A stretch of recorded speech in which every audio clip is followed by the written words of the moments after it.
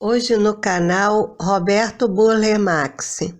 Ele hoje, se vivo estivesse, estaria completando 112 anos, hoje dia 4 de agosto.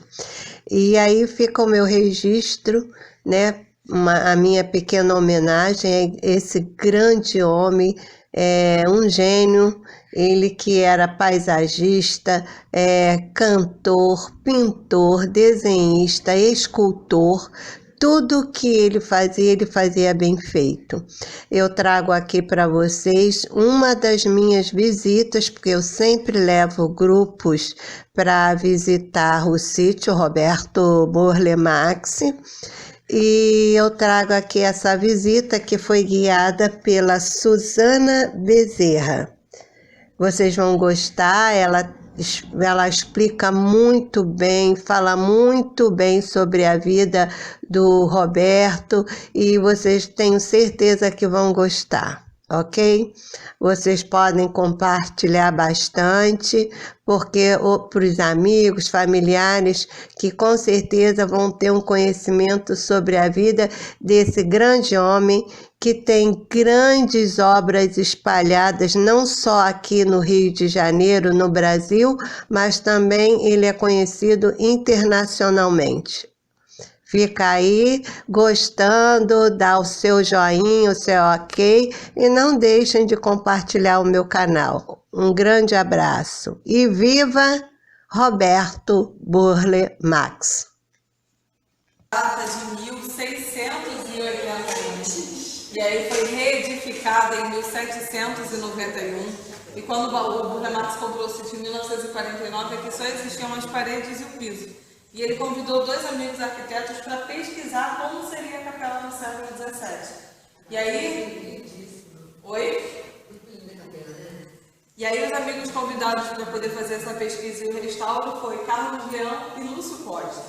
Após o restauro, Após o restauro, o Burle Marx notificou a igreja, pediu para que ela voltasse a funcionar e desde então ela funciona normalmente. Aqui tem missas, casamentos e batizados, com um pequeno detalhe. Essa capela só pode ser ornamentada com plantas que são retiradas daqui de dentro do sítio.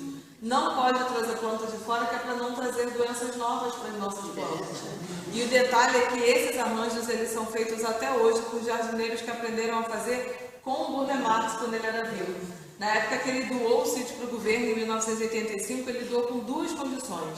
A primeira é que ele continuasse sendo morador do espaço até a sua morte, e a segunda condição de que todos os seus funcionários se tornassem funcionários federais.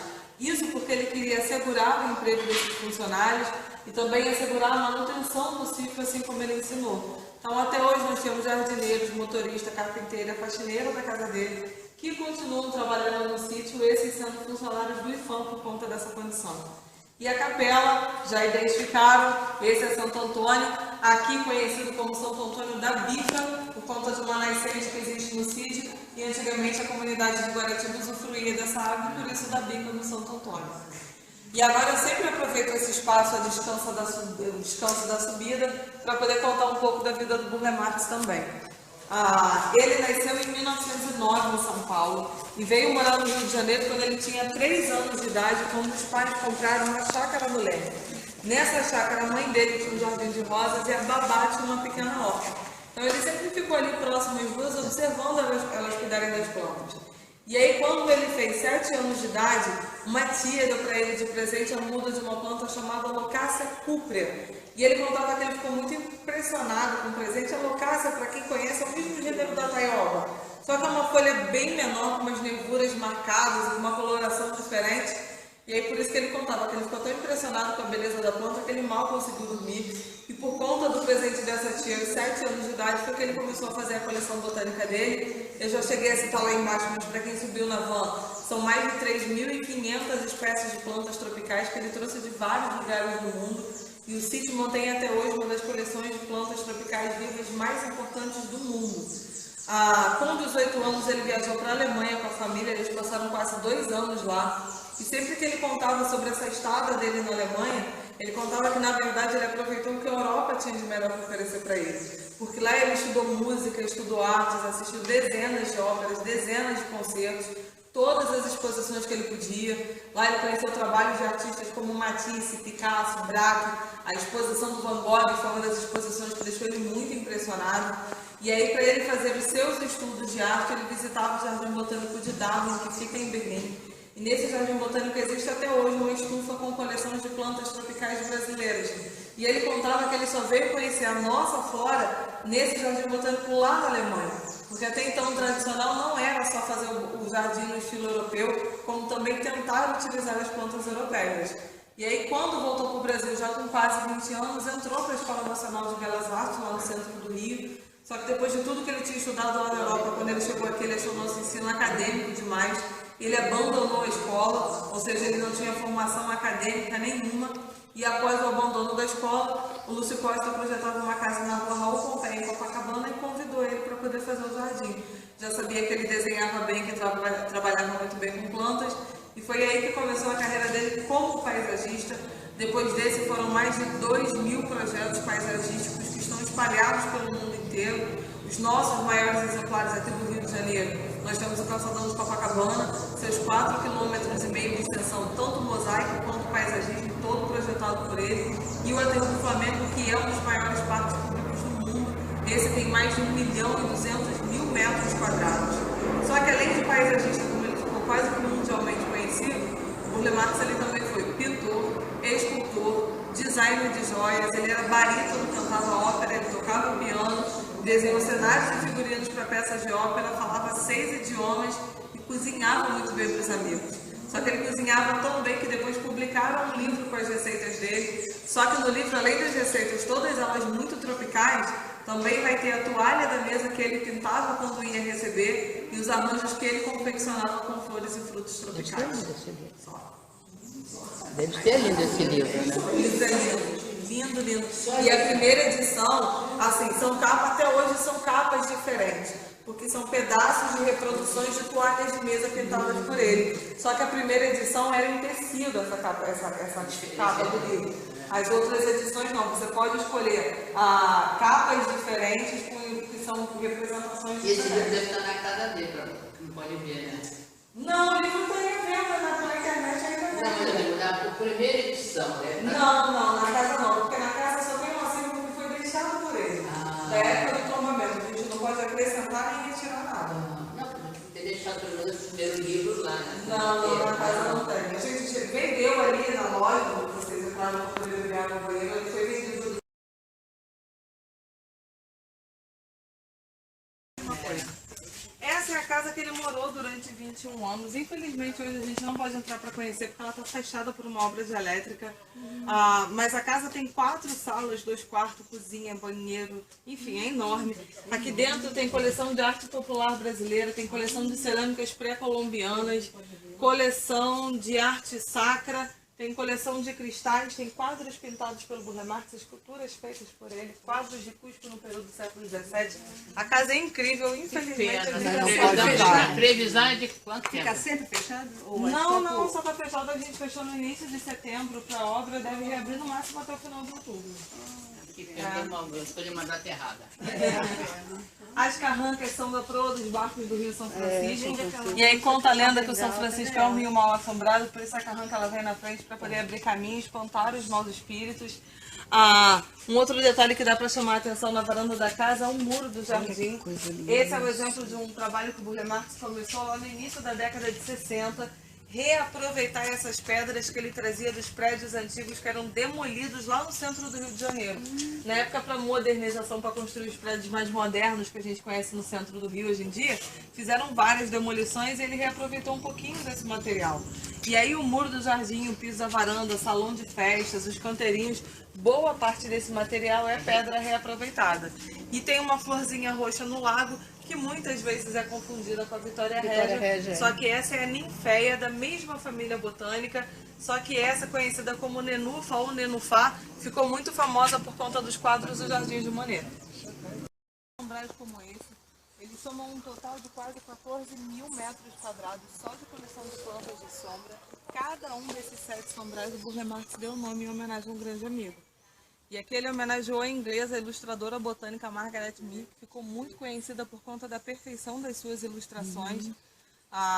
O desenho era tão perfeito que alguns desenhos a gente consegue identificar botanicamente a planta. E como ela gostava muito de plantas e o Burle Marx também, os dois ficaram muito amigos e viajaram juntos em busca de plantas. E dentro desse sombral a gente guarda uma coleção exclusiva de antúrios, e o que tem lá dentro nós temos exemplares aqui fora também. Fechada a visitação, né? Fechado. Mais para proteção É dela. porque aqui tem aqui fora, né? Aí elas não ficam tão bonitas como fica lá dentro, né? Porque pega sol. Mas o que acontece é o seguinte, quando ele construiu os sombrais é porque ele não tinha sombra das grandes árvores. Hoje em dia a gente tem essa sombra, então assim, a coleção é porque a antúrio tem um problema com uma praga exclusiva, que é difícil de combater, por isso as folhas dos antúrios estão sempre comidas. Mas aí não é a questão de ser mais sombra ou menos sombra nesse caso aqui, é por conta desta praga que é difícil de combater. Olha, gente.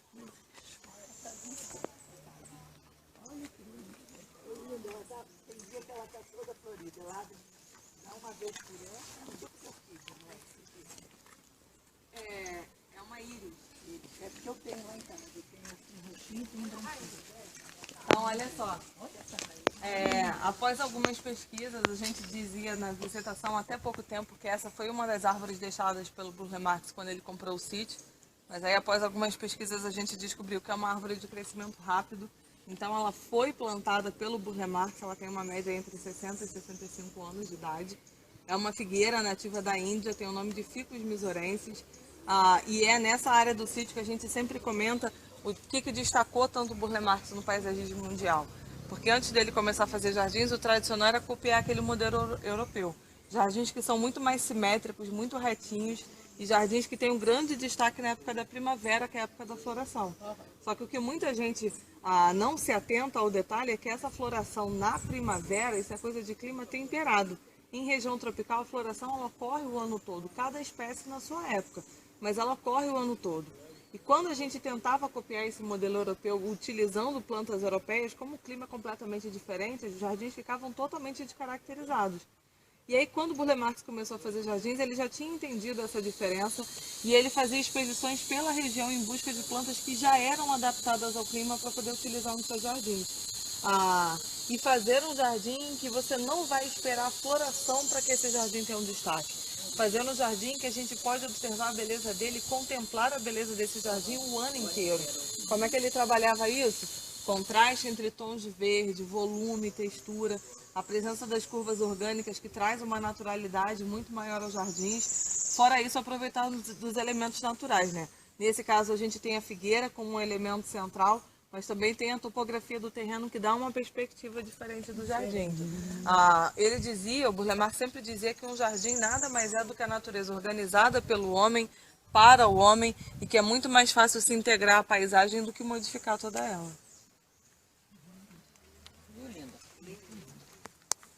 Uma planta de ambiente mais seco que são as agaves. Boa parte delas é nativa do México e são muito conhecidas por conta das utilizações comerciais. Primeira espécie é a agave cisalana, da qual eles vão extrair da folha fibro sisal para fazer corda, tapete, cesto, rede, enfim. A segunda é muito mais famosa, é a agave tequilana, da qual eles vão fazer a famosa bebida mexicana tequila. E existem outras utilizações comerciais, né? Existe um adoçante totalmente natural, feito à base dessa planta. Surfistas brasileiros desenvolveram pranchas ecologicamente corretas, feitas a partir daquelas hastes que surgem quando a planta entra em período reprodutivo. São aquelas ali? Isso. Também são agaves, essa daqui, aquela dali de trás. E o que acontece é o seguinte, o ciclo de vida da agave lembra um pouco da palmeira. A diferença é que a agave vive bem menos tempo, aí uma média entre 10 e 15 anos. Quando entra no processo reprodutivo, vão surgir essas hastes onde vão ter as flores, depois das flores os frutos. Só que no caso das agaves, todas as mudas ficam prontas lá em cima na própria planta-mãe. E quando caem no chão, já estão todas com raiz e folha pronta só para se fixar no solo e crescer. E ao fim desse processo reprodutivo, a planta-mãe ela já está morta. Depois tem gente que não acredita, viu?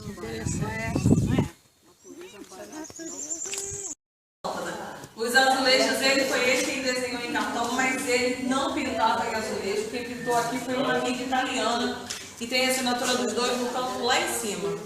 Um outro detalhe importante da loja é o seguinte, os canos pretos foram colocados após a morte do Burle Marx, E na época em que ele era vivo, que trabalhava aqui, ele funcionava da seguinte forma: a gente abria um registro e a água ela escorria pela parede. E ele dizia que essa água que ela exercia 3 funções. Primeiro, o barulho da água, que dizem que acalma e tranquiliza.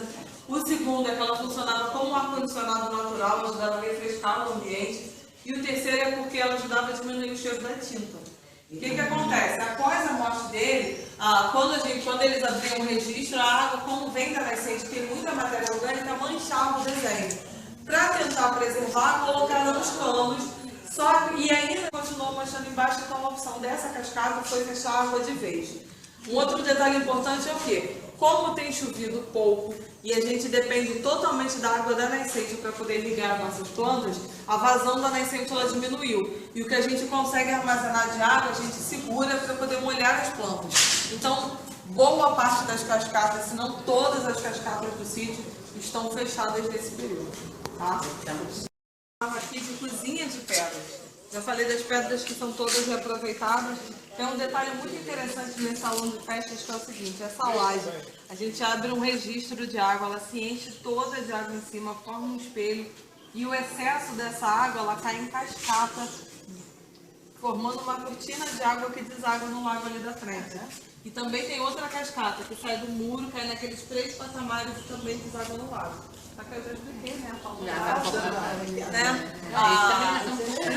O painel de azulejos, eu já comentei que ele desenhava, mas ele não pintava em azulejo, como aqui ele pintava, ele desenhava, registrava, e quem executava o projeto de painel do Burle Marx era uma empresa em São Paulo chamada Geia Cerâmica. E aí a gente encontra desses painéis em Banco Safra, Petrobras, BNDES, tem em Brasília e alguns outros jardins públicos e particulares também. Um outro detalhe interessante do salão de festas é esse pergolado enorme que o Burle Marx construiu, especialmente para colocar uma trepadeira que é nativa das Filipinas. Não sei se alguém já ouviu falar na flor de jade. Flor de jade, porque a cor da flor, a vermelha é mucuna. Azul é lindo. Então, essa aqui é a verdadeira, é azul. O que acontece é o seguinte: algum tempo atrás a gente precisou restaurar a estrutura do pergolado. Por isso a planta ela foi totalmente retirada. No momento existem, se eu não me engano, 6 mudas plantadas para que ela volte a ocupar o pergolado todo novamente. Tá? E aí, se vocês quiserem agora tirar foto, beber água, eu vou dar um tempinho de descanso para vocês. Ô menininha, aquilo ali é o quê? Eu vou contar a história toda do espaço aqui dentro, já que a gente se reuniu primeiro aqui. Esse espaço ele começou da seguinte forma: informaram ao Burle Marx que um entreposto de café ia ser demolido lá na Praça Mauá, no centro do Rio de Janeiro, que como ele já tinha o costume de reaproveitar pedras, se ele não queria dar uma olhada, se ele não se interessava pelo material. E aí o que ele fez? Ele foi lá e fotografou toda essa fachada de pedra, numerou todas elas, desmontou lá, trouxe para cá e montou exatamente como era. E depois da fachada toda montada, foi então que ele foi decidir como ele utilizaria isso. Construiu esse espaço, que tem um estilo mais moderno, justamente para fazer o contraste com o estilo antigo dos arcos. E aqui é o ateliê casa. Toda essa parte de baixo que nós estamos, isso aqui seria o ateliê, que além de pintar nesse espaço, aqui ele queria oferecer cursos de botânica e de paisagismo. E como ele já tinha uma certa idade, se ele não tivesse trabalhado muito e não quisesse ir para a casa de baixo, ele teria uma casa aqui em cima também. Só que essa construção ela ficou parcialmente pronta em 94. Ele viu tudo isso aqui pronto e 2 meses após a inauguração ele faleceu e nunca utilizou o espaço. A arquiteta aqui é o Acácio de Bossó e a decoração da Janete Costa. A arquitetura a gente já deu para reparar um pouco, agora fechar um pouco na decoração da Janete. O espaço aberto que dá para a gente conhecer um pouco dos trabalhos fica aqui na sala, e que primeiro dá para reparar o desenho do teto, que foi um desenho que o Burle Marx fez em isopor, e depois prensou esse isopor contra o concreto fresco, por isso o desenho do teto. E o lustre, isopor. E o lustre ele fez junto com um amigo dele. O lustre é feito com gargalos de garrafa, com maçanetas de porta e com puxadores de gavetas. Que isso!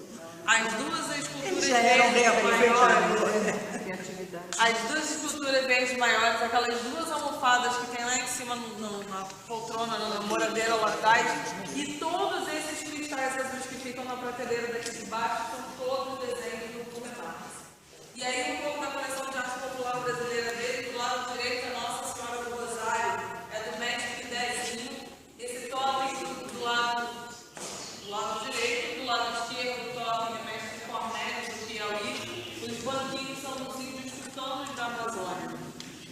Voltados para o lado do ateliê, os quadros são da última época do Burle Marx, são todos da década de 90, e a tapeçaria essa da década de 70, em que ele desenhava, registrava e a tapeçaria paraíba ele executava.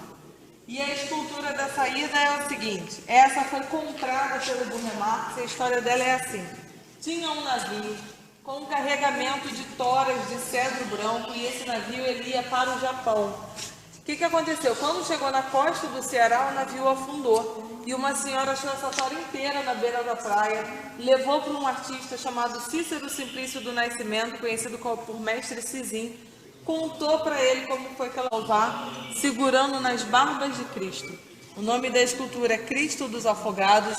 Essa foi comprada pelo Burle Marx durante a Eco 92, lá no Museu de Arte Moderna do Rio de Janeiro. E conta a lenda que com o dinheiro da escultura, a senhora comprou a casa em que o Mestre Sizim vive até hoje.